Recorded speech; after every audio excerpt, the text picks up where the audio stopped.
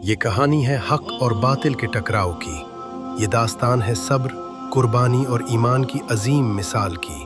یہ تاریخ ہے کربلا کی، جہاں نواسے رسول امام حسین نے اپنے خون سے اسلام کی آبیاری کی۔ باب 1 یزید کی بیعت کا انکار۔ سن 60 ہجری میں جب معاویہ بن ابی سفیان کا انتقال ہوا تو اس کا بیٹا یزید تخت خلافت پر بیٹھا۔ یزید فاسق، فاجر اور غیر شرعی کردار کا مالک تھا۔ وہ شراب پیتا، ظلم کرتا اور دین اسلام کی روح سے ناآشنا تھا۔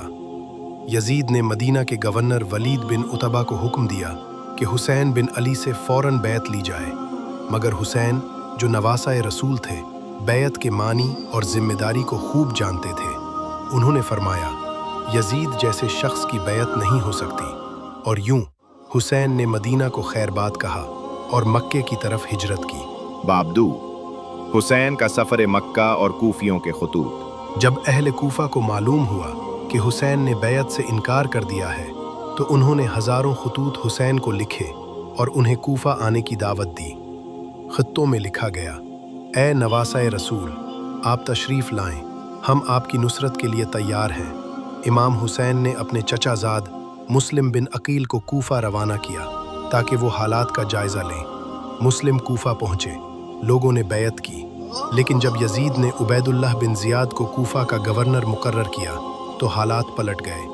مسلم بن عقیل کو دھوکہ دیا گیا اور شہید کر دیا گیا۔ باب 3 سفر کربلا۔ امام حسین نے جب مسلم کی شہادت کی خبر پائی تو وہ مکہ سے نکل پڑے۔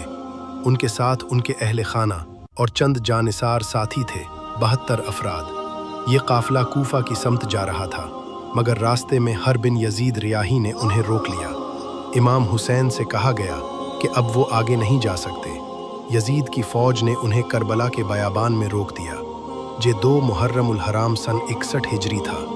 امام نے خیمے گاڑے اور وہیں قیام کیا، مگر یزیدی فوج نے ان پر پانی بند کر دیا۔ فرات کا دریا بھی روک دیا گیا۔ پیاس، گرمی اور محصور ہونے کا عذاب شروع ہو گیا۔ باب 4 شب عاشور۔ 9 محرم کی رات امام حسین نے اپنے ساتھیوں کو جمع کیا، چراغ گل کر کے فرمایا، جو جانا چاہے جا سکتا ہے، کل جنگ ہے، صرف میرے خون کا مطالبہ ہے۔ مگر کسی نے کربلا کو نہ چھوڑا۔ سب نے کہا، ہم آپ کے بعد زندہ نہیں رہ سکتے یا حسین۔ یہ رات عبادت، دعا اور آنسوؤں سے بھری ہوئی تھی۔ باب 5 عاشور کا دن، قربانی کی انتہا۔ 10 محرم کا سورج طلوع ہوا۔ نماز فجر کے بعد امام حسین نے صف بندی کی۔ ایک ایک کر کے ان کے ساتھی میدان میں اترے اور شہید ہوتے گئے۔ حضرت علی اکبر، قاسم، عباس، ہر ایک نے شہادت کا جام نوش کیا۔ آخر کار امام حسین تنہا رہ گئے۔ انہوں نے میدان میں آواز دی، کیا کوئی ہے جو محمد صلی اللہ علیہ وسلم کے نواسے کی مدد کرے؟ پھر امام حسین بھی شہید ہوئے۔ ان کا سر نیزے پر چڑھا دیا گیا۔ یزیدی فوج نے خیمے جلا دیے۔ اہل بیت کی خواتین کو قیدی بنا لیا۔ باب 6 پیغام کربلا۔ کربلا صرف ایک جنگ نہیں تھی، یہ ایک نظریہ ہے، یہ حق و باطل کی تمیز ہے۔ امام حسین نے فرمایا، میں اس لیے نکلا ہوں کہ امت محمد کی اصلاح کروں۔ ان کی قربانی نے اسلام کو ہمیشہ کے لیے زندہ کر دیا۔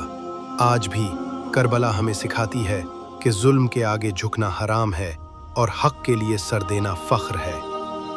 اختتام۔ کربلا ختم نہیں ہوئی، یہ ہر دور میں زندہ ہے۔ جہاں ظلم ہوگا، حسین کا پیغام وہاں پہنچے گا۔ سلام ہو اس پر جو تنہا، پیاسا اور مظلوم ہو کر بھی سر کٹوا گیا مگر سچائی پر سمجھوتا نہ کیا۔ یا حسین۔